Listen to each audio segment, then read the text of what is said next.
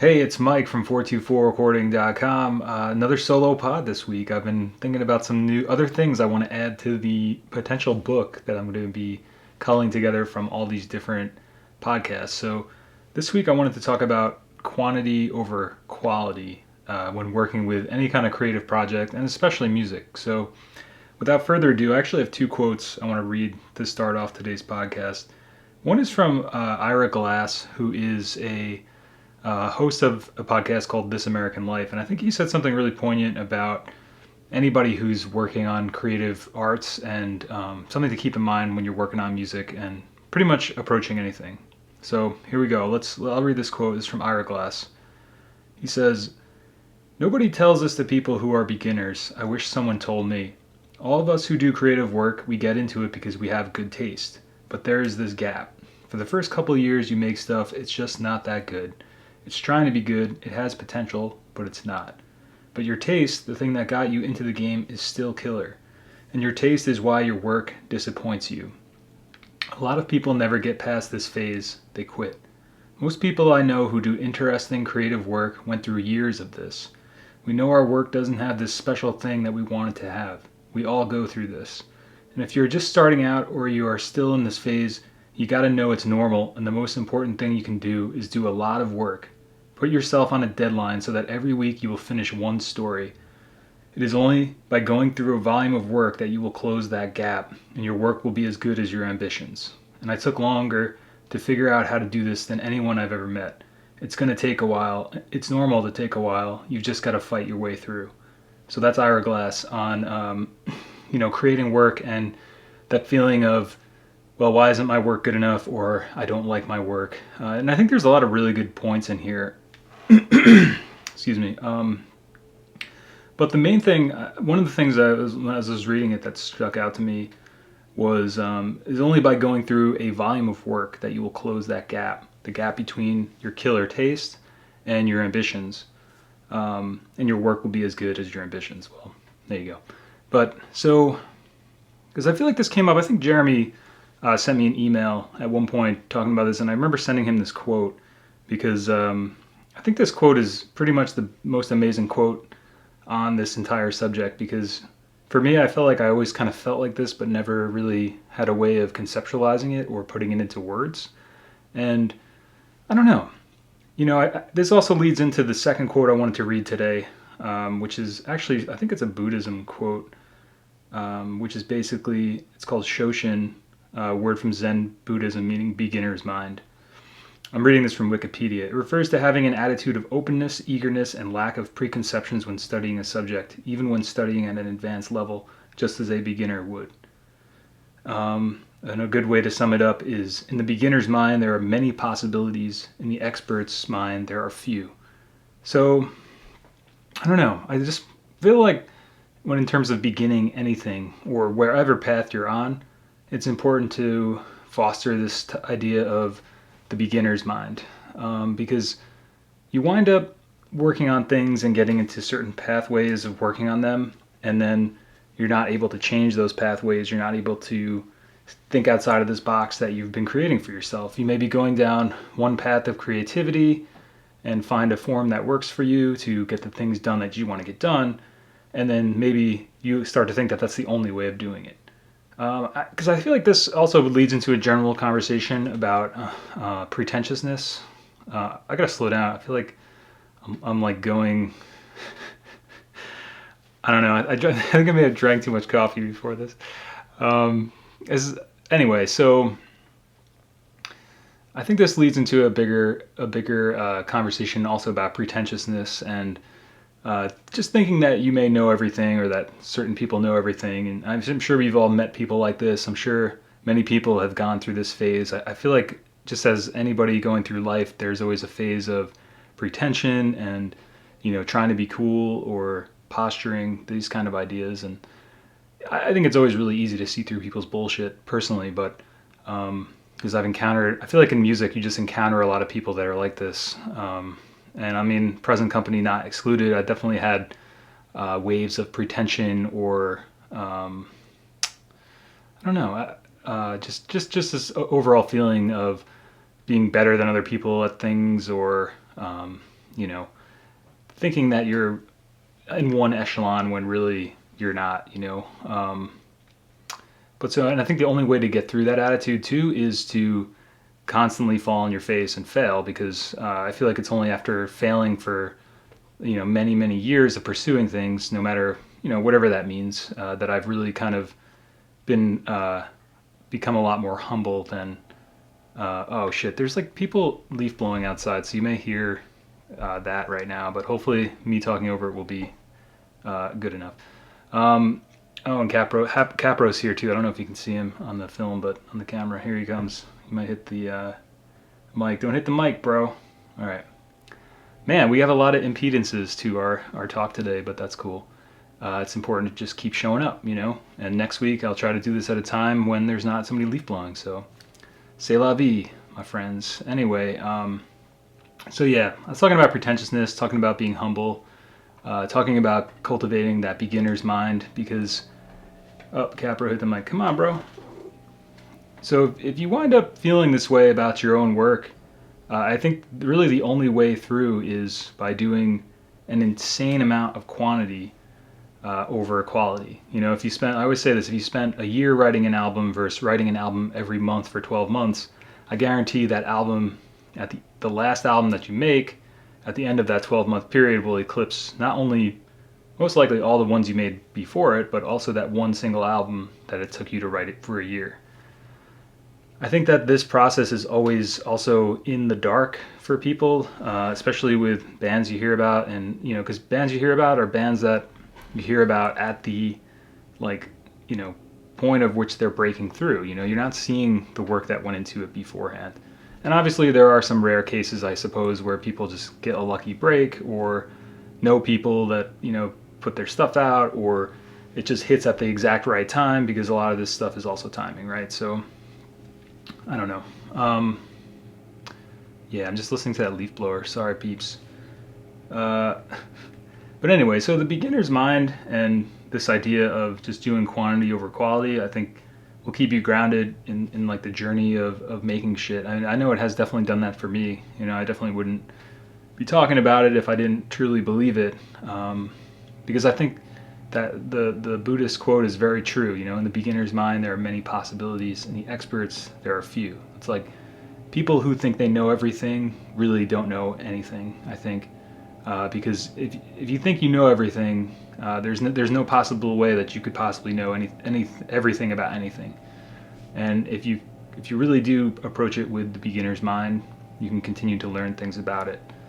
The issue of quantity over quality, I think, too, is especially poignant because, as Ira Glass says, the only way you're going to close the gap between your killer taste and, you know, the stuff that you're making and the ambitions for the stuff you're making is to just make an insane amount of stuff.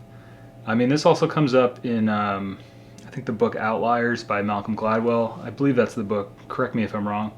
A 10,000 hour rule, which basically states, you know, you got to put 10,000 hours of like solid practice in before you know, can become a master level at doing said thing. So that may take, you know, 10 years, 20 years, 5 years. But the caveat to that is it's not just 10,000 hours of showing up, it's 10,000 hours of practicing right.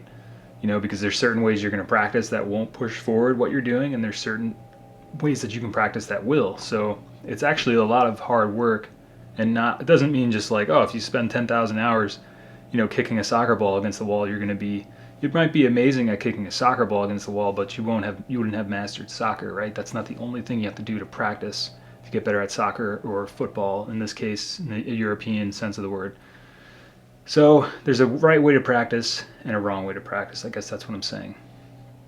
But I think, especially when you're starting out, as Ira Glass says, you got to just put out as many things as you can. I'm at this point where I too feel like my taste and my ambition, I don't know, I think I went through a phase of thinking that my ambition or my ability to do things was at like a higher level than it was. And it was only until after I assessed what I was doing and the things that I was creating that I realized that, well, I think I could get better at this. And if you want to get better at anything, the only way to do that is to constantly do it. And, you know, rather than spending so much time working on one thing, I think it's more beneficial to me at this point to make as many things as I can, which is something also I was working on with National Solo Album Month, which was a basically a challenge in November, similar to National Novel Writing Month, where you write a novel in a month. This is you write a solo album in a month, which is defined as an album over like 30 minutes long, which I hit,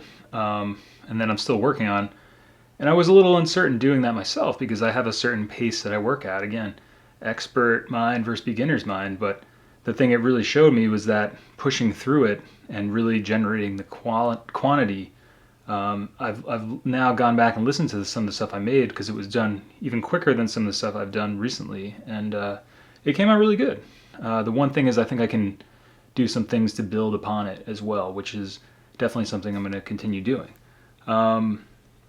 But it's just a perfect example of and why I decided to do the podcast today about quantity over quality. What else? There was another point I wanted to make specifically about quantity over quality. I think also as like sort of a bookend, I think quantity leads to quality. So if you're worried that your stuff isn't good enough, I really truly believe that the only way to make this stuff better is to do more of it. I don't think spending 5 years writing one song is prudent. I think you could write like 500 songs in 5 years, and I think, many of those 500 would eclipse the one you'd spend, writing for 5 years. And that's also what I was getting back to about, when you see bands that break out, you don't see all the work that goes in before that and beforehand, you just see them at that pinnacle spot. Like I guess one band, I was actually watching this thing today about the Black Keys this morning. It was like called like Did the Black Keys Disappear? And no matter what you feel about the Black Keys, I guess my point about it is that I like the Black Keys, I gotta say. And the point is, like, I think I came along and first heard them from the album Brothers, which turned out it was pretty much their breakout album. It was one they did with, I think, Danger Mouse. And I think that it was also the one, I believe that T-Shad Blake mixed, and that's where I was like started getting into the SansAmp stuff, and learning about putting the SansAmp on different tracks and getting that distortion and how T-Shad Blake uses either the plug-in or the pedal on almost a lot of the tracks or every track to give it this like distorted edge, which is really cool. But so like that's where I heard about it, right? So, but what I didn't see when I heard about that album, and because if that album existed in a vacuum, it's like, wow, this is a really great album. This sounds amazing. But not only is the amount of work that went into it from many talented people, like if you just look at it as face value, you would just think it came out of nowhere. But there's many people whose entire careers up until that point, they were practicing and getting better at what they were doing and distilling it into that album. And then also the Black Keys, I think, were a band for almost 10 years before that album came out. I may be a little bit incorrect on the timetables. Maybe it's 5, 8, 10 years. I know it's like a decent amount of time where you would say, when you think about it from retrospectively, it doesn't seem like that much time, but when you're in it, I think that's crazy because, for instance, with the channel, with the podcast, I've only been really doing it since, I always bring this up, but I guess because I've just, I've had my doubts. I've shared those doubts on some of the other pods and things, but I think YouTube, it takes a long time. It takes a long time to build up some fans, build up some people watching your stuff, and for me and this stuff that I'm doing, I've only been doing it for maybe I think in a year and a half, like really steadily, right? I started it, didn't really do it that seriously in October of 2016, I believe, and then May 2017 was when I was like, yeah, I'm gonna like do a video a week, and then from there, here we go until now.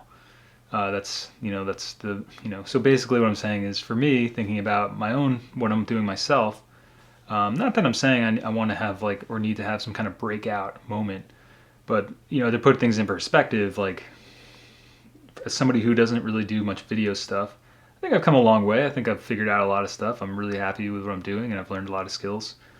But maybe it's going to take 5 years to get to a point of saturation where there's a ton of people checking the stuff out and getting into 4-tracking and getting into these creative mindsets and picking up some of this stuff. And obviously there's a lot of people doing that already, which is amazing, right? So I guess what I'm saying is, even for this, it's like you're witnessing my ability to riff and speak like this. This is like a year and a half's or more longer worth of time it's taken me to get to this point.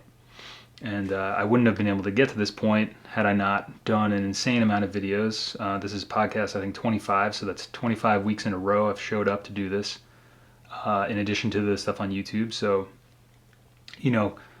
it's just one of those things. I guess it's something I just wanted to point out in terms of quantity, because sometimes you think of artists and people and you only see the end result of all that work, and so then when you listen to things that are professionally produced or put out or whatever released, you hear like, oh, I could do that, and maybe you could, and maybe you think it's really cool, which it is, but you haven't seen the amount of work that it's taken to get to that point, and it's all about just quantity.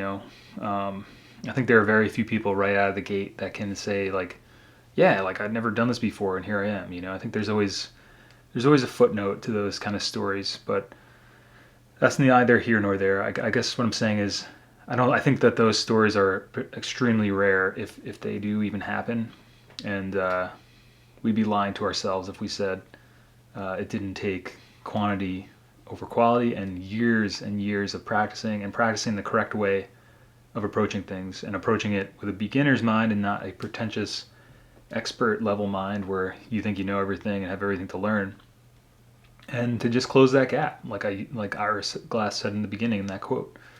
So I don't know, quantity over quality. I think I truly believe that quantity leads to quality. So for me, my philosophy is just to do as many things as I can do in all the ways that I want to get better, and to just keep 10xing my ability to get better, and when I feel like those things are stagnating, or when I feel like I've gotten to a point of, oh, well, I've been doing this a certain way for so long, then it's time to change it up. Like, certainly with the videos, I've kind of been using the same angle and things, but it works for me. I kind of have it set up. I've kind of mastered this angle and like what I do with the lights and the sound and everything, and I just also like it. I don't know. I kind of have like a desk set up, but that goes along with just feeling inspired and keeping things fresh and inspirational. Maybe that'll be next week. I don't know. But all right, we're coming around on like 17 minutes. That's pretty good. I don't know. I'm just wondering if I have anything else to discuss about this. Well, I guess there's one other story I wanted to mention that I heard, and then I guess that'll be the end of it. And I believe it's a story that has to do with Pablo Picasso doodling in a cafe. I don't know if this story is true. I forget exactly where I heard it. I'm sure you could look it up online. But basically, Picasso, 90-year-old Picasso, or a very old Picasso, was doodling on a napkin in a cafe somewhere. And I believe the story goes that a woman came up to him and offered to purchase the napkin off Picasso for, I don't know, like $20 or something.